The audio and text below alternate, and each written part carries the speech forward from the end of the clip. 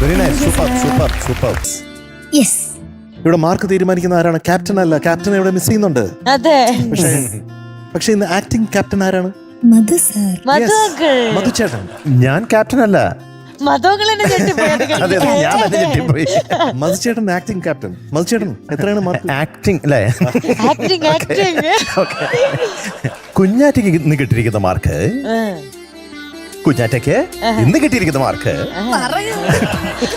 98 out of 100. Thank you sir. Acting അല്ലേ complete? ഓ scene തന്നെ മതങ്ങൾ ആ ഉള്ളില് നടനെ ഉണർന്നു വേഗം തന്നെ. അതാണ് ആക്ടിംഗ് ക്യാപ്റ്റൻ. അതെ അതെ അതെ അതെ. ഒരു നാടകം പോലെ ഉണ്ടായില്ലേ? അതിനെ ഉറക്കി കിടത്തു ഞാൻ. നാടകത്തിന്റെ അനൗൺസ്മെന്റ് പോലെ ഉണ്ടായില്ലേ? ആ ഉണ്ടായിരുന്നു ഉണ്ടായിരുന്നു. MJ അറിയാലോ, തല അജിത്തിന് പകരം നായകനാവാൻ പോയ ആളായിരുന്നു.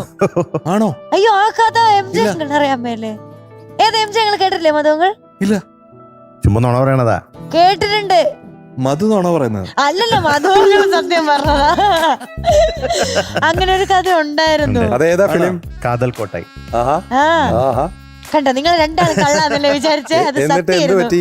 പിന്നെ എന്റെ ഗുരുനാഥൻ അന്ന് സമ്മതിച്ചില്ല. കല്യാണം കഴിഞ്ഞപ്പോ ഭാര്യ സമ്മതിച്ചില്ല.